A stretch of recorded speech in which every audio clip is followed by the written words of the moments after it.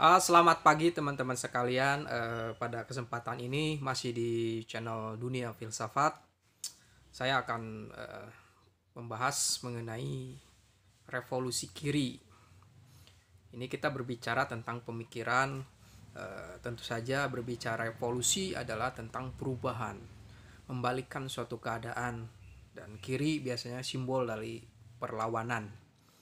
Tapi pemikiran kiri ini tentu saja eh, kita kenal biasanya dari pemikiran dari Marx atau Karl Marx yang menciptakan atau merumuskan, menemukan teori tentang pertentangan kelas. Dia mengkritisi para kapitalis lah yang menyebabkan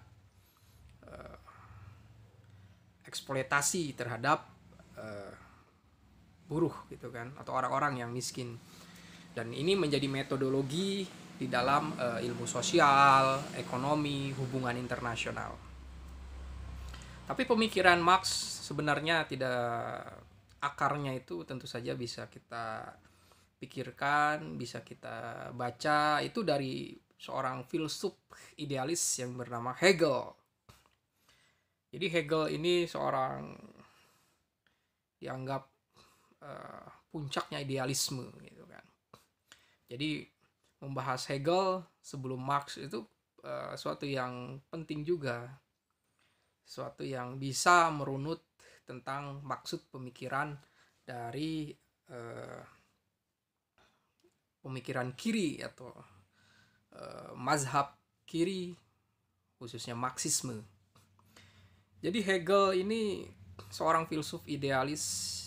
Dia menyatakan bahwa kenyataan itu rasional, dan yang rasional itu pasti nyata gitu. Yang real itu rasional, yang rasional itu real. Jadi dengan kesemestaan rasionalitas manusia bisa memahami sesuatu. Ya maksudnya manusia bisa memahami sesuatu secara menyeluruh gitu kan. Bukan suatu individu, tetapi manusia, kebersamaan manusia. Dan pengetahuan yang konkret adalah suatu pengetahuan yang menyeluruh, bukan suatu yang partikular.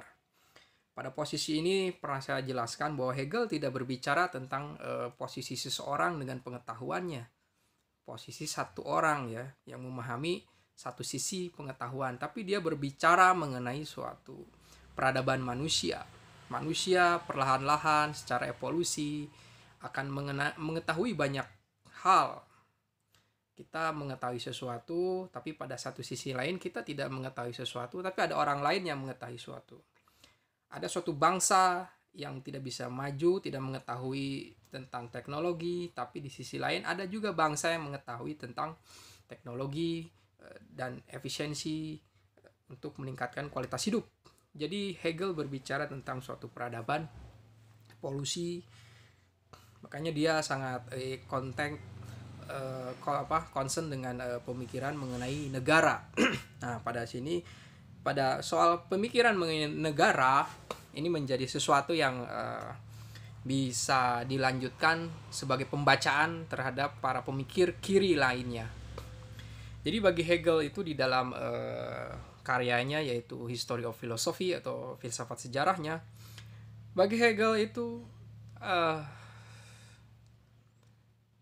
memang filsafat itu adalah untuk memahami dunia, hadirnya suatu kesadaran, dan intinya kesadaran di dalam suatu masyarakat, negara itu idealnya adalah demi suatu kebebasan. Semakin seseorang itu bebas, maka ia semakin mengalami suatu keadaan yang evolusi baik gitu. Jadi kebebasan ini penting sekali di dalam Hegel, tentang berbicara tentang kebebasan. Nah, bagi Hegel yang merawat kebebasan itu adalah negara. Nah, di Yunani kuno kebebasan itu hanya setengah. Karena yang bebas itu pertama adalah warga Yunani, dan setengahnya tidak bebas. Nah, bahkan di ruang publik yang memiliki kebebasan dalam artian bisa berpendapat, itu memberikan saran terhadap kehidupan civil society, itu adalah para warga negara Yunani dan harus laki-laki. Nah, perempuan itu tidak punya hak suara di publik, ruang publik.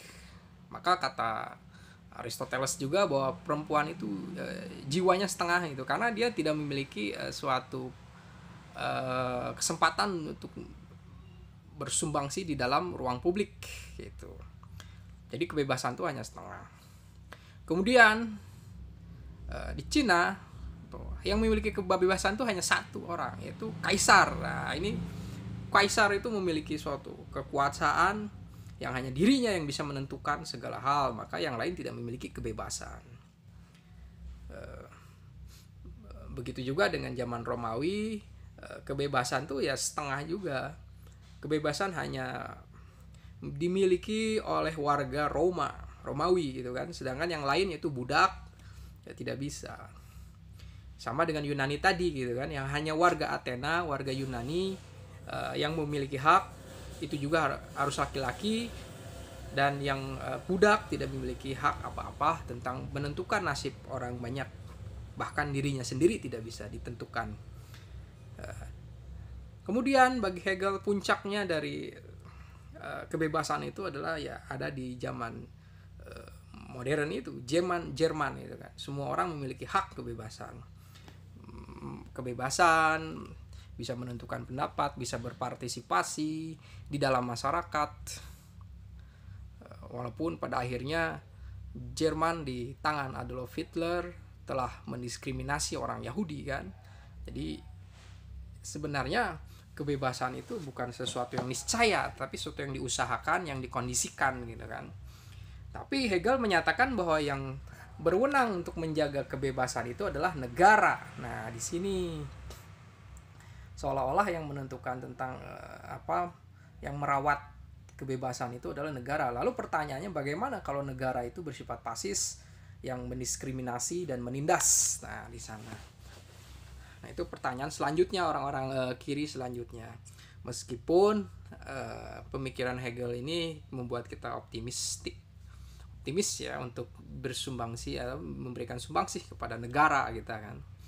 Nah, pemikiran Hegel di sana secara pandangan paradigma pikirnya, dia menyatakan bahwa pemikiran yang konkret itu adalah sesuatu yang menyeluruh, sehingga baginya bahwa filsafat itu untuk memahami dunia gitu kan. Ini juga sebagai suatu metodologi juga untuk memahami sesuatu, itu harus komprehensif, oke lah ya. Nah, sehingga mungkin bisa diketahui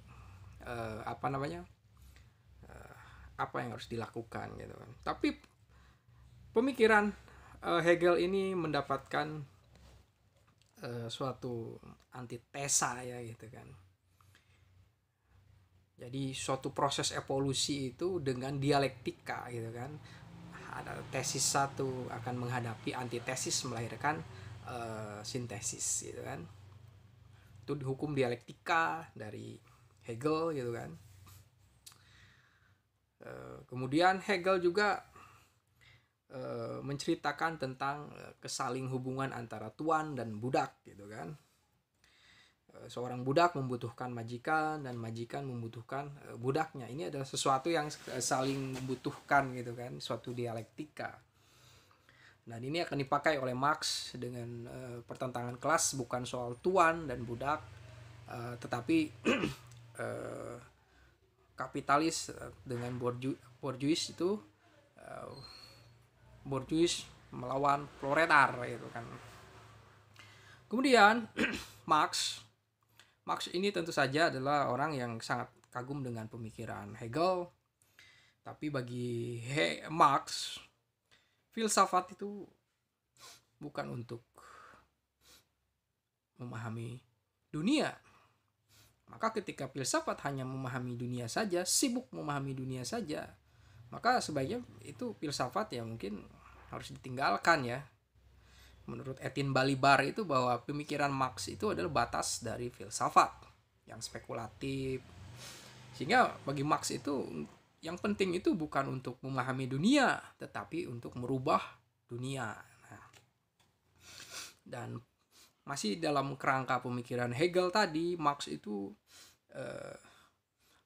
dia sangat menyadari bahwa tentang adanya pola interaksi antara para buruh dan kapitalis atau para pemilik saham, pemilik modal itu bersifat eksploitasi gitu kan. Maka yang dikejar oleh Marx itu bukan hanya soal kebebasan yang niscaya yang disebabkan oleh jiwa zaman, bukan, tapi yang namanya kebebasan itu sesuatu yang diusahakan. Maka bukan soal kebebasan tapi pembebasan. Nah, pembebasan terhadap penindasan gitu kan. Nah, di sini Marx itu menganggap bahwa negara itu memiliki potensi untuk menyusahkan, bahkan menindas gitu kan. Makanya para kaum buruh itu harus bersatu gitu kan. Nah, ini ada suatu aspirasi yang dipakai oleh Lenin nanti, negara yang dipimpin oleh kaum proletar gitu kan ya. Marx memiliki pendapat bahwa negara itu salah satu yang menyebabkan penindasan terhadap buruh, karena negara sangat dekat dengan para kapitalis. Mengingat revolusi Prancis, ketika itu ada empat kelas. Pertama ada kelas bangsawan, kedua adalah kelas saudagar atau kapitalis, pedagang, dan ketiga adalah kelas agamawan, rohaniawan, dan keempat adalah rakyat kecil, yang itu proletar lah, buruh gitu kan. Nah, terjadi pola posisi biner atau pertarungan karena para bangsawan itu didukung legitimasi para rohaniawan, dan tentu saja kerjanya para bangsawan itu di Prancis saat itu adalah hanya meminta uang, hanya memanfaatkan harta para saudagar, dan itu dan para rohaniawan juga mendapatkan keuntungan dari sana gitu kan. Sehingga sini terbentuk dua posisi ya, ada bangsawan bersama para rohaniawan. Jadi rohaniawan ahli agama melegitimasi kekuasaan Louis XIV itu kan ya, dengan Mary Antoinette. Di posisi lain adalah kaum kecil atau kaum proletar, rakyat biasa bersama pedagang atau para bourgeois. Nah, akhirnya terjadi revolusi Prancis saat itu dipimpin oleh Robespierre ya. Kaum agamawan disingkirkan, kaum bangsawan bahkan dihukum mati gitu kan, dan kekuasaan kekaisaran Prancis saat itu ya jatuh. Jadi bangsawan dan rohaniawan sudah disingkirkan, maka yang tersisa adalah kaum bourgeois dan kaum proletar. Nah, di kemudian hari yang bertentangan adalah kaum proletar dan bourgeois gitu. Itu inspirasi dari revolusi Prancis, liberté, égalité, dan fraternité, bebas, kesetaraan, dan persaudaraan gitu kan. Tapi pada posisi ini bagi Marx, negara itu setempatnya orang menindas gitu sebagai alat penindasan. Nah, selain itu Marx mengubah pemikiran dialektika ini lebih tajam sekali. Bagi Marx itu pertentangan kelas antara kaum buruh atau kaum yang tertindas dengan kapitalis atau bourgeois itu harus dimenangkan oleh kaum proletar gitu kan.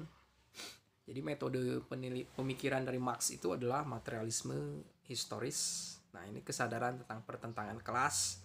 Ini menjadi suatu metodologi di dalam ekonomi, di dalam sosiologi, politik, hubungan internasional. Materialisme historis. Kemudian adalah materialisme dialektika. Nah, ini dialektika. Inilah filsafatnya dari Marx katanya. Kemudian persoalannya pemikiran aksi pertarungan itu adalah untuk mengubah dunia bagi Marx gitu kan. Dan mengubah dunia itu lebih penting, bukan pikiran yang menentukan kenyataan, tapi kenyataan yang menentukan pikiran kita gitu kan. Nah, dari sini bahwa pemikiran Marx itu masuk ke dunia ekonomi, karena di dalam dunia ekonomi itu pemikiran kritis itu perlu gitu kan. Ada suatu mekanisme yang menindas, ada sesuatu yang meminggirkan kaum yang fafa, yang lemah, itu ada. Kemudian dalam sosiologi juga sama, konflik itu kan sesuatu yang biasa sebenarnya. Kemudian pemikiran Marx dilanjutkan lagi oleh Lenin juga sebagai aktivis kiri yang anti bangsawan atau SAR itu kan, melawan. Pada saat posisi itu dia tentu saja menginginkan kebebasan. Tapi karena kebebasan itu harus diusahakan, ya tentu saja harus ada pembebasan. Pembebasan dari kekuasaan SAR itu kan. Jadi upaya yang bersifat radikal tapi disiplin, terorganisasi, itu yang dilakukan oleh Lenin. Lenin membaca karya dari Hegel saat di pengasingan di Inggris, baca buku logika Hegel gitu, dan baginya memang suatu kepemimpinan diktatoriat proletar itu harus ada gitu, para buruh itu harus dipimpin gitu kan, orang-orang kecil itu harus dipimpin oleh suatu kekuasaan di dalam negara, tersentralisasi gitu kan. Jadi posisi negara bagi Lenin itu sangat penting, dengan catatan dia yang memimpinnya gitu kan. Para kaum Marxis yang kiri yang harus memimpin negara itu gitu. Jadi Marx itu berusaha tidak membuat negara karena mungkin tidak bisa gitu, karena dia bukan punya kapasitas untuk membangun negara, tapi Lenin itu sebagai aktivis. Kemudian baginya ya konsolidasi, bahwa yang namanya negara itu untuk mengkonsolidasi gitu kan bagi Lenin. Dan tentu saja pemikiran dari Lenin itu ya sama dialektika juga kan, dialektika kesemestaan itu kan, pemikiran bahwa kenapa Lenin saya pikir memiliki suatu inspirasi mengenai kesemestaan itu pengaruh oleh Hegel ya, tentang internasionalnya itu kan, buat suatu negara Uni Soviet di mana semua orang untuk bisa hadir hidup di sana untuk belajar tentang seni pembebasan gitu kan, internasional itu kan, Uni Soviet itu. Ya tentu saja bahwa mengubah dunia dengan negara itu adalah pemikiran dari Lenin gitu kan. Inspirasinya adalah mengubah dunia gitu kan. Kemudian adalah Mao Zedong. Mao ini seorang petani ya. Realitasnya di China itu saat itu petani lah menjadi kekuatan gitu kan, ketika terjadi konfrontasi dengan Jepang. Ya Mao Zedong itu seorang petani yang bisa memobilisasi massa gitu kan. Adapun kaum intelektual ya itu juga sesuatu yang memberikan kontribusi Chu Enlai, tapi ketika terjadi keadaan chaos ya tentu saja ya, yang harus mengisinya itu adalah orang-orang kuat, dan Mao Zedong itu punya kekuatan. Dan di sini pemikiran Mao itu ya hampir sama ya mungkin dengan Lenin, cuma memang perbedaannya bahwa bagi Mao Zedong yang bisa merubah itu adalah petani, karena di Cina itu ya petani yang mayoritas. Maka di sini persoalannya adalah mengenai kesiapan. Jadi pemberontakan, pertarungan itu perlu kesiapan, dan hanya yang siap itulah yang bisa memenangkan pertarungan. Nah, pada suatu hari Mao Zedong berseberangan dengan Stalin. Nah, di sini perbedaannya. Kemudian para pelanjut ajaran kiri ini, misal Gramsci gitu kan, yang hidup di zaman penindasan fasisme itu, ya menganggap negara itu sebagai suatu penindas gitu kan. Menindasnya dengan apa? Bukan hanya dengan represif badan tuh. Bisa juga dengan aturan-aturan, dan dia menyebutnya sebagai hegemoni. Kalau kita menemukan berbagai aturan di sekeliling kita, itu adalah sebagai untuk penundukan kita. Secara halus kita ditundukkan. Dan tujuannya untuk apa? Ya untuk mengendalikan. Dan bahayanya yang mengendalikan, yang menghegemoni ini adalah negara-negara yang kekuasaan yang pasis, yang menindas. Itulah celaka di sana. Nah, sehingga apa solusinya dari Gramsci? Ya para intelektual harus bersama dengan masyarakat membangun paradigma opini untuk perubahan itu. Kemudian Althusser juga, Louis Althusser, seorang pemikir dari Prancis, juga menganggap bahwa ya negara itu adalah pelaksana, memiliki potensi untuk melaksanakan penindasan dengan dua cara, yaitu represif state of apparatus. Jadi dengan represif, kemudian untuk pengendalian pemikiran itu dengan ideological state apparatus. Nah, di sini penting sekali ini tentang ISA dan RSA ini menjadi landasan dari pemikiran dari Louis Althusser. Bagi Marx itu bahwa yang bisa merubah keadaan itu adalah memahami dinamika produksi itu kan. Dari dinamika produksi yang menentukan tentang dunia, lahirlah ekonomi, kapital gitu kan. Maka di sini ekonomi sebagai basis struktur yang merubah kebudayaan, ekonomi sebagai basis struktur yang menopang kebudayaan, politik, seni gitu di sini. Jadi ekonomi menjadi sesuatu yang basis struktur. Tetapi bagi Louis Althusser,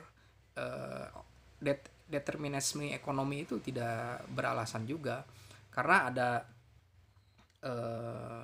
dimensi lain gitu kan. Politik dan ekonomi itu sesuatu yang saling resiprokal gitu kan, saling keterkaitan, saling berpengaruh gitu kan, bukan hanya. Jadi Louis Althusser sedikit berpendapat menafsirkan mengenai determinisme ekonomi yang mungkin tidak relevan lagi gitu kan, karena politik dan ekonomi saling menentukan gitu. Dan ya perlawanan kritis terhadap negara yang menindas ini menjadi sesuatu yang harus dimulai dari kesadaran mengenai apa itu ideologi. Nah, Marx berbicara bahwa ideologi itu sebagai sesuatu yang sebagai kesadaran palsu gitu kan. Iya, ideologi sebagai suatu kesadaran palsu. Kalau menurut Napoleon itu yang rewel gitu kan. Jadi ideologi itu menjadi suatu seperangkat pengetahuan, sistem kerja, memiliki tujuan yang dilakukan bersama, dan menjadi suatu dogma yang harus dilaksanakan. Nah, posisinya bila yang mensosialisasikan ideologi itu adalah para penindas, maka itu harus dilawan gitu kan. Seperti Orde Baru misalnya. Kemudian pemikiran kiri ini mendapatkan suatu kritik dari Karl Popper ya, seorang filsuf yang dikenal sebagai bagian lingkaran Wina, tapi mengkritik lingkaran Wina yang positivistik. Baginya kebebasan itu ya akan hadir secara niscaya kalau tatanan masyarakat itu sudah hidup dengan beradab gitu ya, yang memiliki keterbukaan. Dan inilah ciri-ciri dari masyarakat demokrasi yang sudah memiliki kesadaran tentang hak asasi manusia. Dan dia mengkritik bahwa mereka yang menganut paham komunis itu ya tidak terbuka, dan itu banyak terjadi pelanggaran HAM gitu kan, masyarakat tertutup gitu kan. Makanya dia, Karl Popper menulis buku tentang open society and enemies itu ya. Baginya adalah negara demokrasi yang penting, itu demokrasi. Jadi pemikiran yang bersifat historisisme yang menyatakan masa depan sudah diketahui dan masa lalu itu bisa menentukan masa depan, itu sebagai suatu ketertutupan gitu kan. Ini kritik terhadap pemikiran Hegel juga yang menyatakan bahwa akhir dari suatu masyarakat yang ideal itu adalah Jerman itu. Tapi pada dasarnya Jerman melakukan kesalahan dengan Nazismenya itu kan. Nah, sini. Nazisme yang menindas dan melakukan eksploitasi. Jadi secara metodologi Karl Popper itu menggunakan pemikiran yang saintifik tentu saja, dan metode verifikasi gitu kan. Ya, komunisme tidak sempurna. Kita cari kesalahannya apa, dan ternyata komunisme tidak membangun suatu pemikiran yang berdasarkan keterbukaan, semuanya tertutup, dan itu bisa disalahgunakan dalam rejim Stalin, misalnya Pol Pot. Itu menjadi alat penindas, menjadi pemimpinan otoriter mengatasnamakan persamaan gitu kan. Nah, di sini Karl Popper menjadi memahami bahwa dunia ini harus terbuka gitu kan. Dengan demokrasi, setiap orang itu harus menyadari tentang kebebasannya. Berbeda dengan negara komunis, ternyata kebebasan itu sangat terbatas, dalam artian sangat minim gitu kan, untuk menentukan hidup itu. Dan akhirnya memang Uni Soviet tahun 90-an itu kan bubar gitu kan. Nah, Karl Popper itu sangat mengkritisi historisisme yang menganggap masa depan bisa kita ketahui secara pasti dengan masa lalu, itu suatu yang historisisme gitu kan. Menganggap satu pikiran saja yang bisa menentukan suatu keadaan, maka perubahan paradigma itu penting gitu kan. Nah, di sini. Kemudian ada juga mazhab Frankfurt. Mazhab Frankfurt ini juga yang terkenal, misalnya ada Adorno,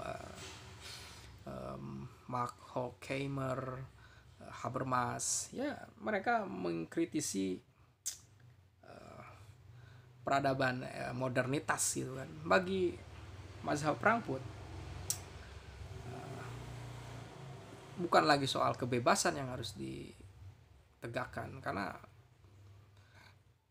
Eropa, dunia sudah memahami tentang kebebasan itu dan berjalan secara proses untuk memperjuangkan kebebasannya.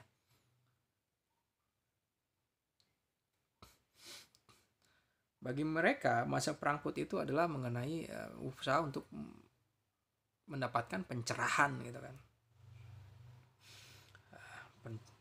Pencerahan gitu kan. Karena zaman modernitas itu ternyata dengan pemikiran yang bersifat rasionalitas instrumental, tidak atau mengeksploitasi, itu ternyata menjadi momok yang menakutkan. Terjadi kolonialisme karena merasa dirinya paling hebat, Eropa sentrisme gitu kan. Dan akhirnya mazhab Frankfurt menggunakan kritik ideologi, mengkritik, dan pemikirannya adalah rasionalitas kritis ya dari mazhab Frankfurt itu. Ya, tujuannya untuk pencerahan dunia gitu kan. Dia mengkritisi kapitalisme, juga kapitalisme itu ternyata menindas juga, mengeksploitasi gitu kan.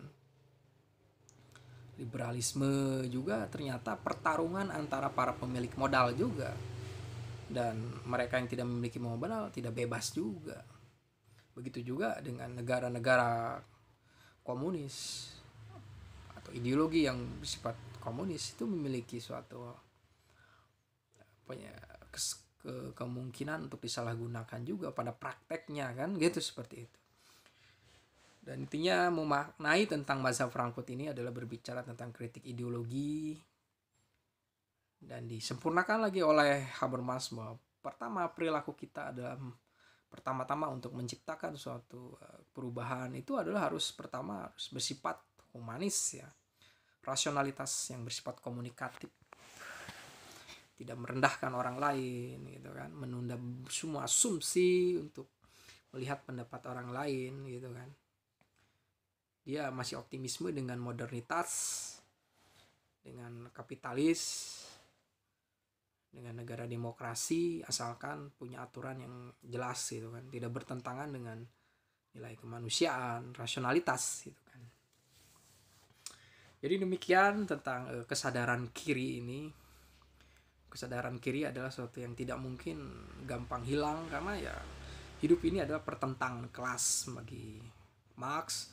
Kemudian adalah bagi Mao Zedong, dunia ini adalah konflik semesta gitu kan, terus berkonflik, terus berkompetisi gitu kan, seperti inspirasi dari Heraklitos tentang peperangan gitu kan, pertarungan antara yang baik dan buruk, kata Zoroaster. Jadi memang apabila terjadi benturan antara sesuatu yang baik dan buruk, suatu penderitaan dan kebahagiaan, ini adalah sesuatu kombinasi gitu kan. Sebagaimana Nietzsche mengatakan bahwa ya tragedi itu sesuatu yang harus diterima gitu kan. Begitu juga Sigmund Freud menyatakan penderitaan, trauma itu bukan sesuatu yang harus kita hindari, tapi kita harus hidup bersamanya kalau kita mengalami itu gitu. Benturan-benturan itulah yang akan membuat kita berkontemplasi gitu kan, tentang kehidupan ini yang penuh negativitas, penuh tragedi gitu kan di sini. Maka menjadi orang kiri, memahami paradigma kiri adalah berusaha untuk tetap tabah, kuat, dan mengkombinasikan gitu kan ya, merubah dunia dengan memahaminya dunia. Jadi antara memahami dunia dan mengubah dunia itu sesuatu yang bagian dari dialektika gitu kan. Dan paling awal memang sepertinya akan kembali kepada kenalilah dirimu sendiri, kata Socrates gitu kan. Apapun keadaan kita harus mulai dari diri kita sendiri. Dan sepertinya kita tidak bisa hidup sendiri gitu kan. Masyarakat ini penting untuk proses kita memahami diri kita sendiri gitu kan.